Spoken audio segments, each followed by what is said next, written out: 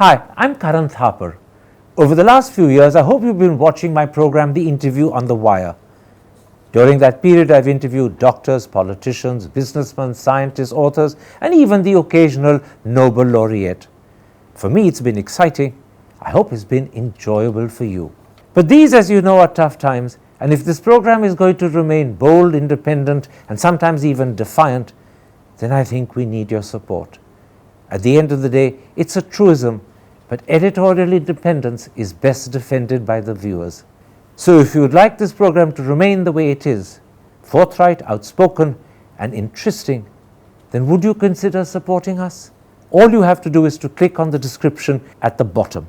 But more than anything else, I hope you will continue to watch the interview. Your viewership means an awful lot to me.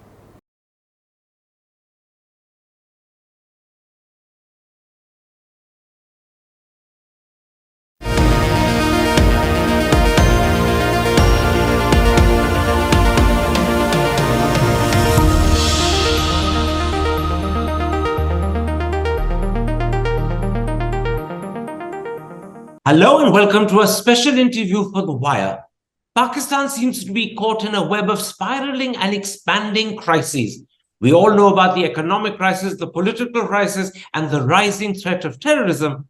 But now the Supreme Court, the government, the National Parliament, the State Bank of Pakistan, and the Election Commission seem to be at odds with each other.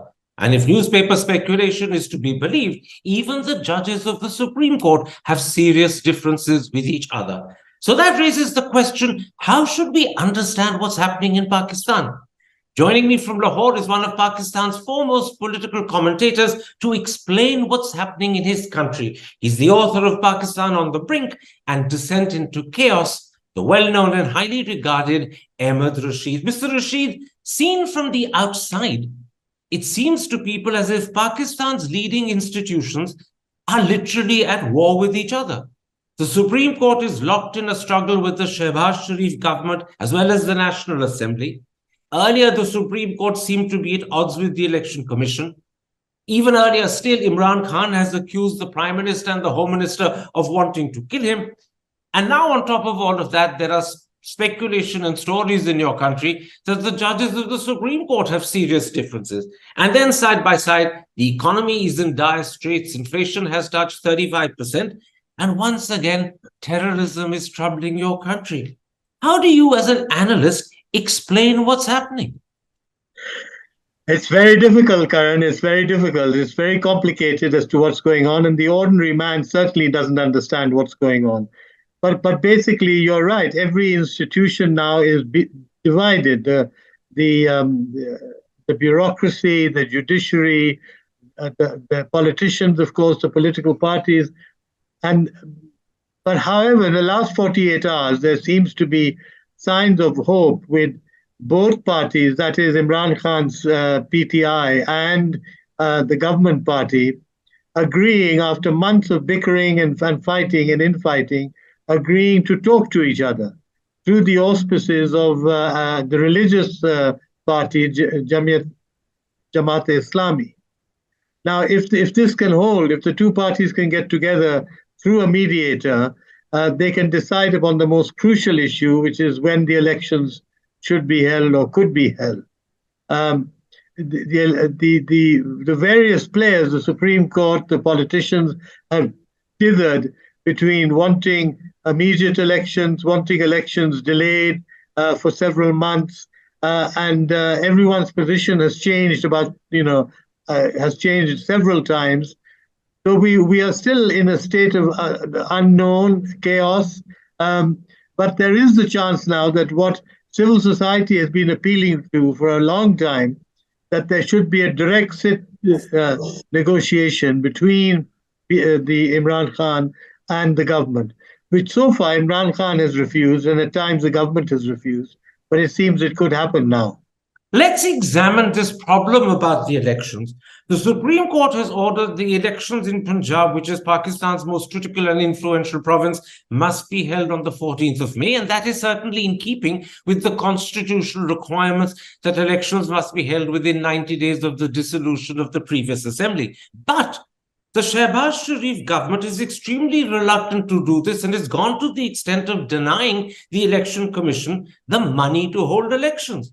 And that is now at the moment a major dispute. The Supreme Court has now directly told the State Bank of Pakistan to pay the money itself to the Election Commission, but the government says it can't be paid until Parliament authorizes it, and Parliament has repeatedly refused to do so. I mean, not only is the matter complicated, as you said, but it's beginning to sound a bit like the theatre of the absurd. I would agree with you, and I think many Pakistanis would agree with you. Is where people are totally fed up with what's going on. Yes, the issue of the elections has become extremely controversial, with all sides at times claiming to want early elections, that is in May next month, and other people saying, particularly from the government side, that they should be delayed till October. But if you delay the elections till October, this present government, which is supposed to be an interim government for only 3 months, becomes illegal. So, and that is the dilemma. Clearly, Prime Minister Shehbaz Sharif would like to see a delayed election because it would give him more time to win support away from Imran Khan's party. But I don't see, I don't see how this can be resolved except without the two sides sitting together and agreeing to a common date for the election. Now, there's no doubt that the Jamaat-e-Islami is attempting to broker talks between the Shehbaz Sharif government and its constituents and Imran Khan's PTI party. And that, as you said, is the small sliver of hope that's emerged in the last 2 days. But the problem, presumably, is that if elections are held in May, which is what Imran is insisting upon, which is what the Supreme Court is demanding, and which is what is constitutionally required, then in Pakistan's biggest and most critical province, Punjab, almost certainly Imran will win. And the Shehbaz Sharif government at the center will become effectively a lame duck government. It could even presumably collapse. Is there any way Shehbaz Sharif can allow that to happen? And yet, if he doesn't allow it to happen, he ends up quarreling not just with Imran Khan, but with the Supreme Court and with the Constitution. Well, the only way that this can be, frankly, resolved is that the two sides sit together and work out a common agenda.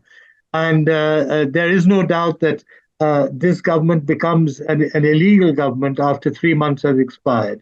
And it is whether Shehbaz Sharif likes it or not, he'll have to find some resolution to that. It's unlikely that Imran Khan or even his own party in parliament will agree to an indefinite extension of this government, which is what Shehbaz Sharif would best like, that he gets extended and elections are held as down the road in September or October, which, by the way, was also demanded by the Sharif government many weeks ago. And that is still on offer. But of course, delaying elections until October would be unacceptable to Imran Khan, and frankly a catastrophe, because we are running short of money. It seems increasingly now that the IMF is withholding its promised bailout of Pakistan until there is a proper government in power and all sides agree to it. So there are a lot of players at the moment. Let me quote from yesterday's editorial in Dawn, which is arguably Pakistan's most reputed paper. The editorial says there may not be much time left before an all-out catastrophe becomes imminent. And I presume one of the elements of this catastrophe could be the Supreme Court getting fed up with the prevarication of the Shehbaz Sharif government, holding it in contempt of court and dismissing the Prime Minister, something the Supreme Court has done at least twice before. Is it likely that things could reach that point where Shehbaz Sharif is held guilty of contempt and dismissed?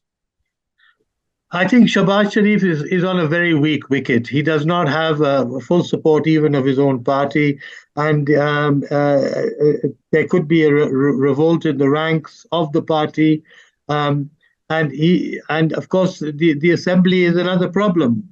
The parliament is now very deeply divided, not just between Imran Khan and Shehbaz Sharif, but also each party has its own divisions and demands. So the crisis is unlikely to be resolved until there is the ability of both sides to sit down at the table and discuss their options and what they can do. And this is now the hope, certainly, of mediators. I think other people are mediating also in the hope that they don't want to intervene, and that is the military. The military wants a resolution to this issue, to this conflict, because it weakens Pakistan at a critical junction when it is faced with, as you said, terrorism from Afghanistan and daily occurrences in which soldiers are being killed. And it wants political support for its actions along the border with Afghanistan. And it's not getting that political support with the present standoff in Islamabad.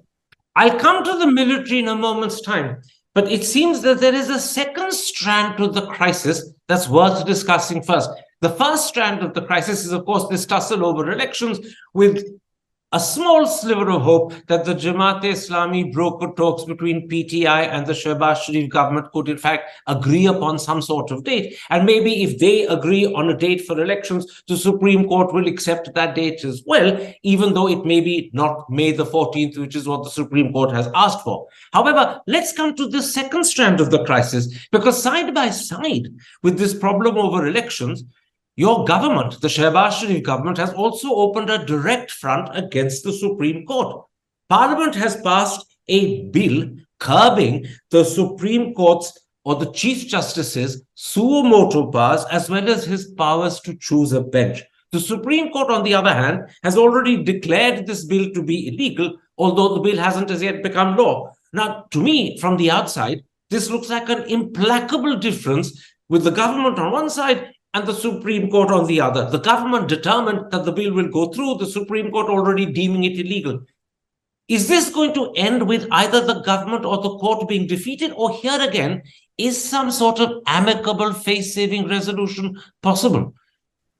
The key issue that everyone faces at the moment is the demand by certain quarters that elections should be delayed indefinitely till October.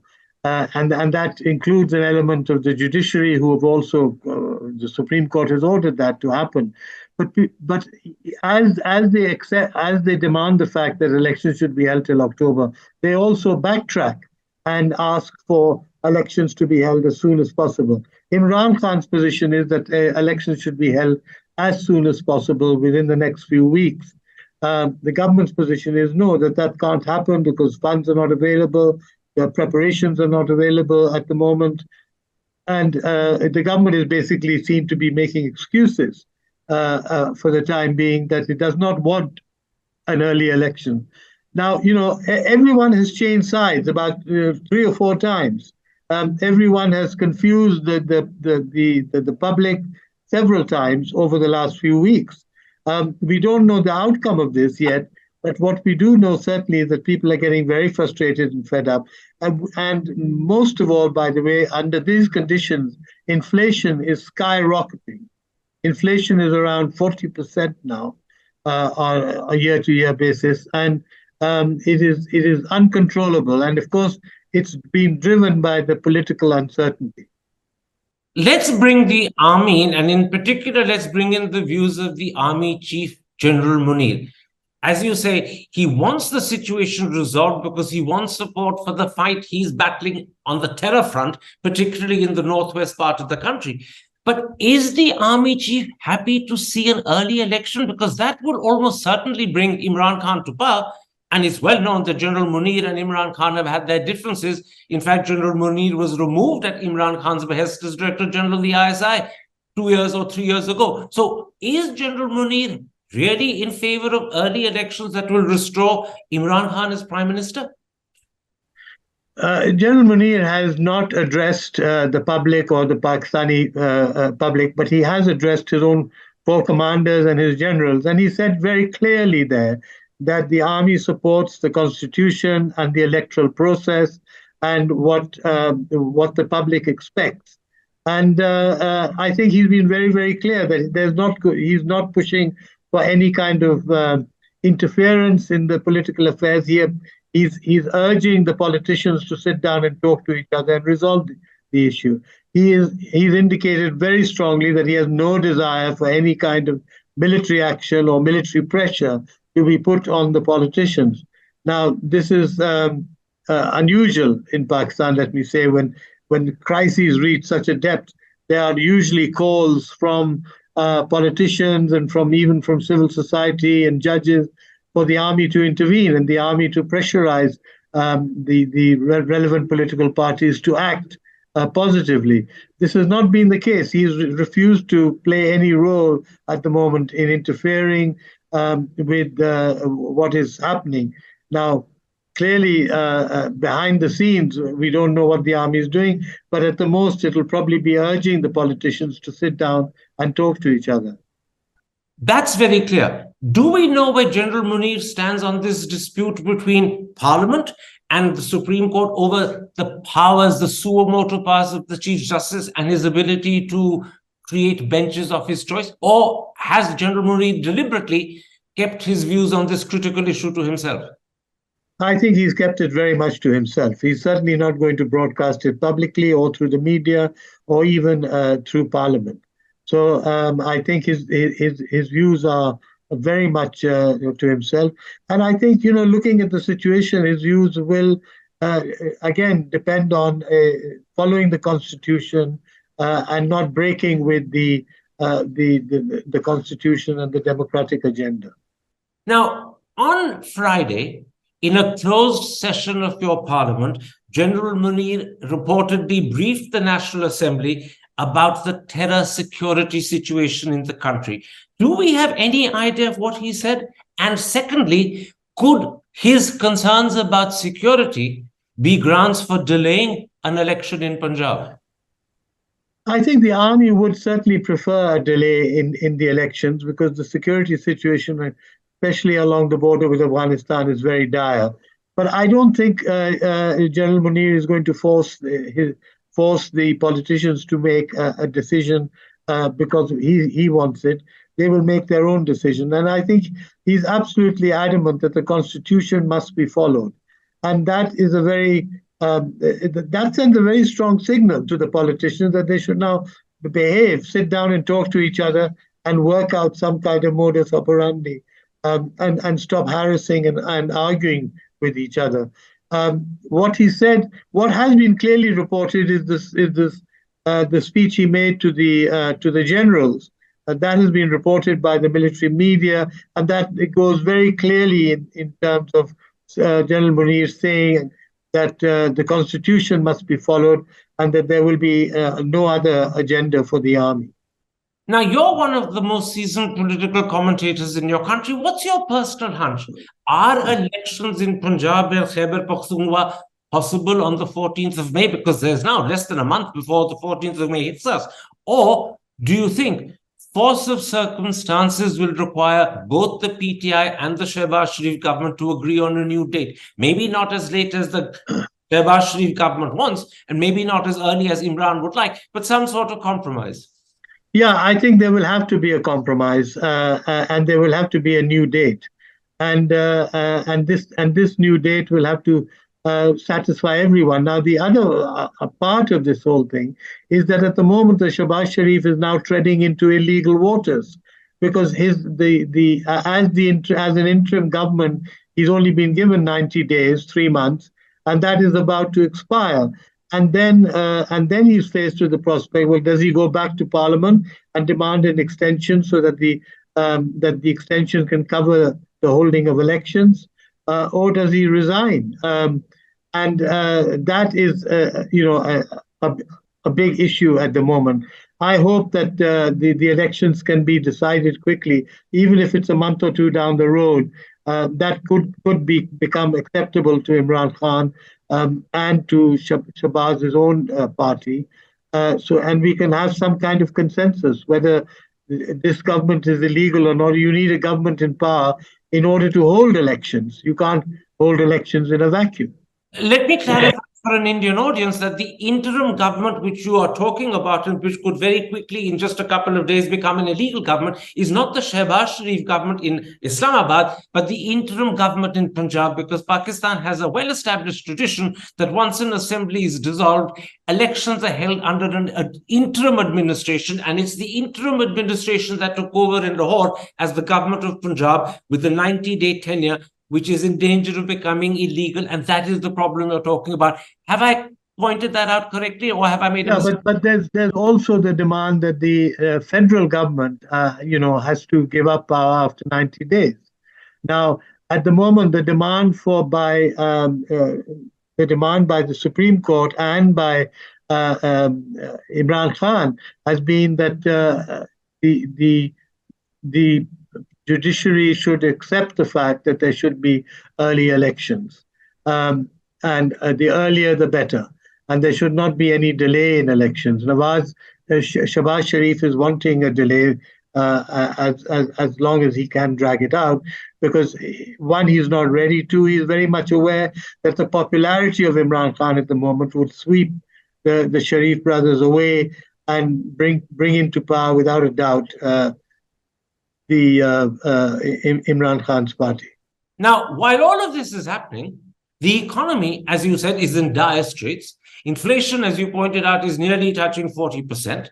The price of petrol per litre has gone up to, I believe, 282 rupees per litre, which is huge. Does the Shehbaz Sharif government, amidst all this political tension and confusion, have the bandwidth to concentrate on the economy, or is it so distracted by politics that the economy is in effective free fall? The economy is in free fall at the moment, and especially with a new bout of inflation is bound to occur with Eid coming up, and all the so-called festivity, which will hardly be there this time, but the festivities around Eid, and prices are bound to jump even higher. And of course, what people are very fearful of is the public reaction, demanding a cut in inflation and cheaper food. And so far, we haven't seen that, except for the protest movement launched by Imran Khan. But we have not seen a protest movement launched in terms of pricing, food, etc. And that may yet come. So this is precisely what the IMF is waiting for, is a conclusion, as a political conclusion. Remember, the IMF has promised to give Pakistan over $7 billion in a loan so that it can pay off its immediate debt and interest on debt. But so far, it's been now a couple of months, it has not released the money, even though Pakistan, surprisingly, has undertaken all the conditions of the IMF.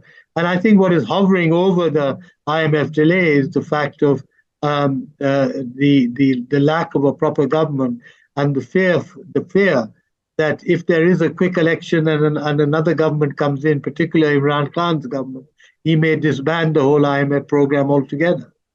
So, this is very interesting, because you're saying that despite the fact the Pakistan government and your finance minister Ishaq Dar, with, I believe, assistance from General Munir, has been able to persuade both the UAE and Saudi Arabia to reschedule their loans and debts worth, I think, a total of $4 billion. Nonetheless, fear that Imran might come to power soon is holding the IMF back, because they don't have any assurance that any agreement reached with Shehbaz Sharif won't be overturned in weeks or months by Imran Khan. That's the big problem.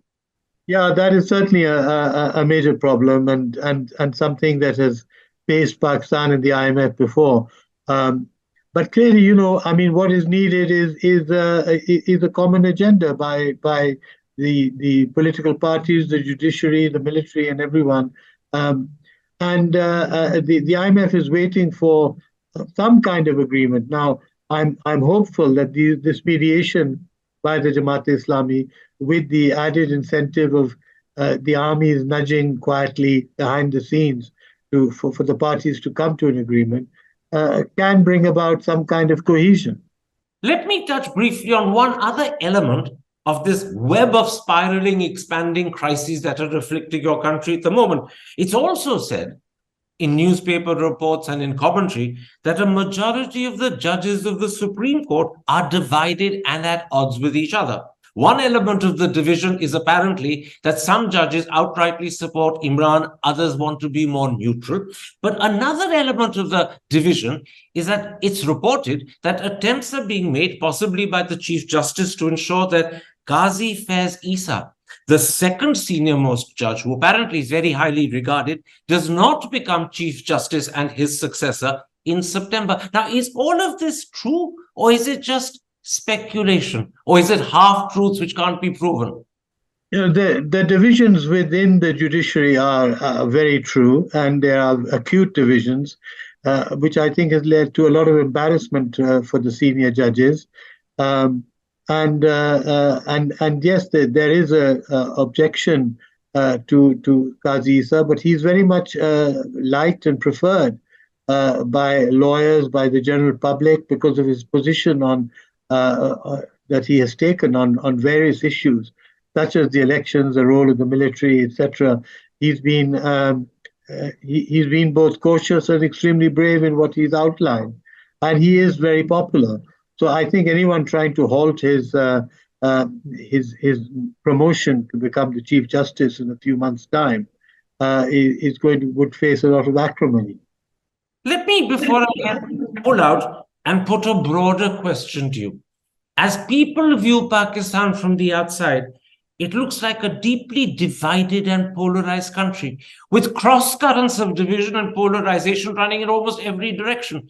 Is that the actual truth as you see it from Lahore?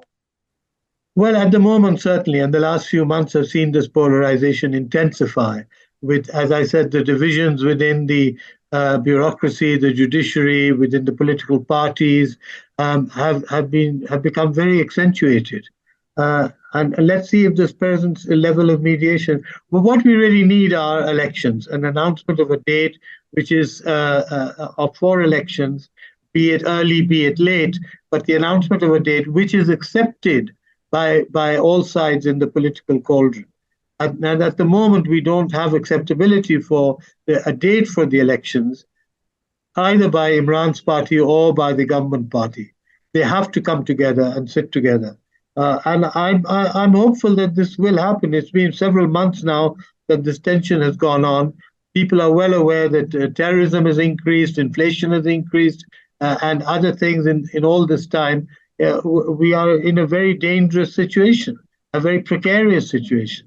And when you talk about the necessity for a date for elections, I assume you're talking about a date for elections, not just in Punjab and Khyber Pakhtunkhwa, but also Balochistan and Sindh, and for the National Assembly, all five together, which has been Pakistan's tradition. Yes, absolutely. People are not wanting a divided electorate, which initially Imran Khan was very strongly supporting. In other words, elections in two provinces, but not in the other two.